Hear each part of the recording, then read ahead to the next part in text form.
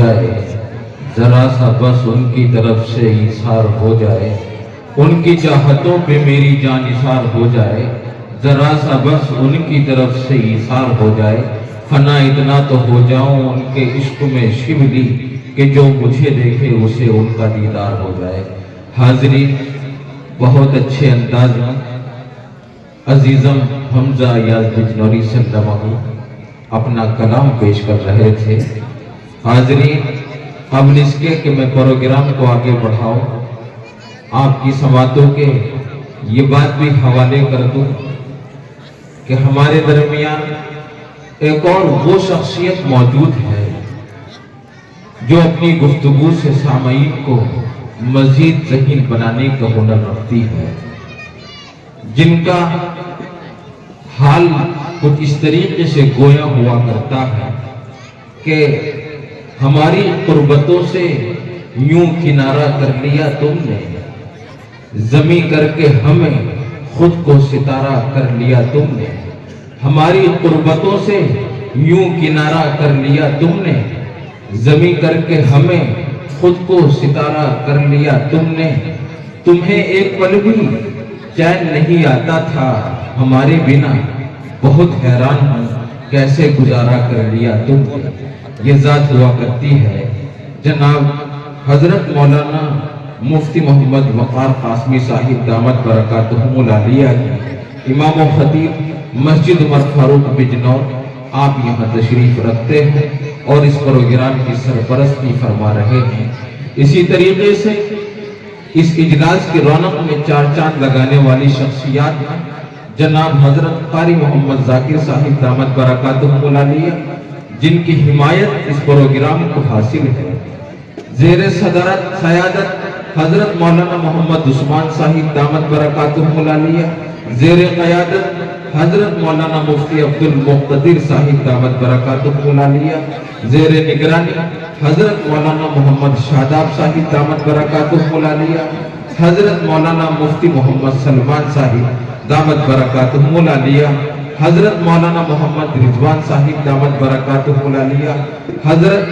قاری محمد شہزاد صاحب دامت برکاتہم العالیہ، حضرت قاری محمد عمران صاحب دامت برکاتہم العالیہ۔ اسی طریقے سے ہم سب کے بڑے مشرف و مربی حضرت مولانا کلیم الزما صاحب دامت برکاتہم العالیہ، ان کے علاوہ دیگر علماء اکرام یہاں تشریف رکھتے ہیں، سبھی کا میں دل کی گہرائیوں سے شکریہ ادا کرتا ہوں، استقبال کرتا ہوں۔ اور آپ یقین جانیے یہ جتنے نام میں نے لیے ہیں یہ تمام کے تمام وہ ہیں جو فرقہ پرست طاقتوں کی آنکھوں میں آنکھیں ڈال کر کچھ اس طرح خطاب کرنے کی صلاحیت رکھتے ہیں کہ چراغوں کے سفر میں اگر دبدبا ہو آندھیوں کا تو پھر انجام ظلمتوں کے سوا کچھ بھی نہیں۔ چراغوں کے سفر میں اگر دبدبا ہو آندھیوں کا تو پھر انجام ظلمتوں کے سوا کچھ بھی نہیں۔ یہ دنیا نفرتوں کے آخری اسٹیج پر ہے، علاج اس کا محبتوں کے سوا کچھ بھی نہیں۔ محبتوں کا پیغام دینے والی یہ شخصیات کہکشاں کی شکل میں یہاں موجود ہے، سبھی کا دل کی گہرائیوں سے بہت بہت شکریہ۔ حاضرین اب آئیے، اس وقت مجھے حکم ہے کہ گزارش کر لوں مفتی محمد اطہر صاحب دامت برکاتہم العالیہ سے، جو کہ امام و خطیب ہیں جامع مسجد سعود کھیڑی کے، آپ تشریف لے آئیں اور اپنے خیالات کا اظہار فرمائیں۔ اور صاحبان بصیرت، آج کی یہ کہکشاں نما محفل ایسی ہے کہ جس میں وہ نیر تابہ موجود ہیں جن کے دم اور قدم سے علم و ادب کی قندیلیں روشن ہوا کرتی ہیں۔ حاضرین،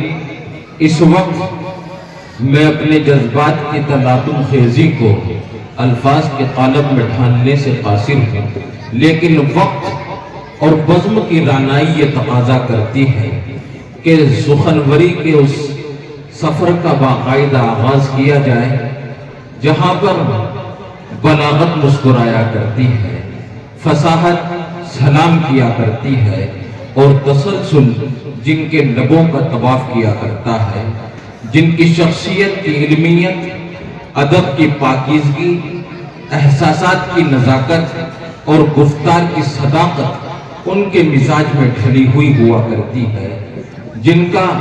خطاب اس طرح کی عکاسی کیا کرتا ہے کہ وہ ہم سے جدا ہو کے وفا ڈھونڈ رہے ہیں، اپنے اندر سکون کی دوا ڈھونڈ رہے ہیں، وہ ہم سے جدا ہو کے وفا ڈھونڈ رہے ہیں، اپنے اندر سکون کی دوا ڈھونڈ رہے ہیں، ان سے کہہ دو شبلی کہ کچھ نہ ملے گا جو دلوں کو توڑ کے خدا ڈھونڈ رہے ہیں۔ آئیے گزارش کر رہا ہوں وائز باکمال حضرت مولانا مفتی محمد خالد صاحب دامت برکاتہ ملالیہ سے، امام و خطیب جامع مسجد سمر گارڈن میرٹھ سے، کہ آپ تشریف لے آئے اور اپنے بلبلہ انگیز خطاب سے سامعین کو مستفیض فرما دیں۔ حضرت مولانا ایک بات آپ سماعت کر لیں، جو حضرات ضرورت سے گئے ہیں وہ جلدی واپس آ جائیں، اور یہ بات میں یقین کے ساتھ کہہ رہا ہوں، اب وہ خطاب ہوگا، اس انداز کی تقریر ہوگی کہ اگر آپ دور چلے گئے تو آپ کو واپس آنا پڑے گا، کیونکہ بہت کم ایسے خطاب ہوا کرتے ہیں۔ حاضرین، ہمارے ہندوستان کے مشترکہ اور کمپوزٹ کلچر کی کلاسیکل روایات رکھنے والی وہ شاہجہانی شخصیت جس کو تلاوت میں، نعت گوئی میں، خطابت میں مہارت تامہ حاصل ہوا کرتی ہے، وہ شخصیت کہ جب وہ خطاب کرتی ہے تو یوں محسوس ہوا کرتا ہے کہ جیسے پہاڑ سے آبشارے اتر کر زمین پر آ گئے ہوں۔ وہ ذات گرامی جب خطاب کرتی ہے تو ایسا لگتا ہے کہ جیسے کوئی دوشیزہ اپنے دستے ہنائی میں پھول کی پنکھڑی لے کر چاند کی پیشانی پر لفظ محبت لکھ رہی ہو۔ وہ ذات گرامی کہ جب وہ خطاب کرتے ہیں تو ان کا خطاب کچھ اس طرح کی عکاسی کیا کرتا ہے کہ فرصت ملے تو چلے آنا، تمہیں غم بتائیں گے،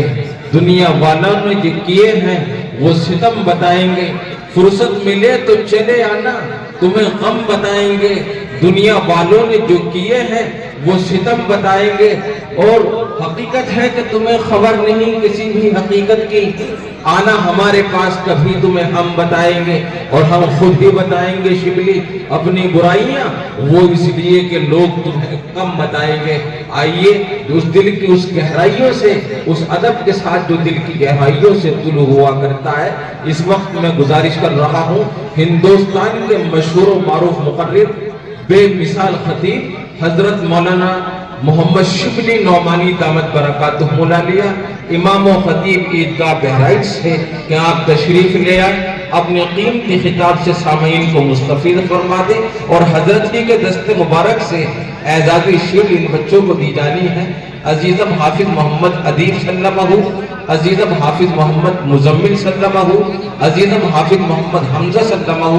عزیزم حافظ محمد فردین، عزیزم محمد طلحہ، عزیزم حافظ عبدالاحد، عزیزم محمد مصباح الحق۔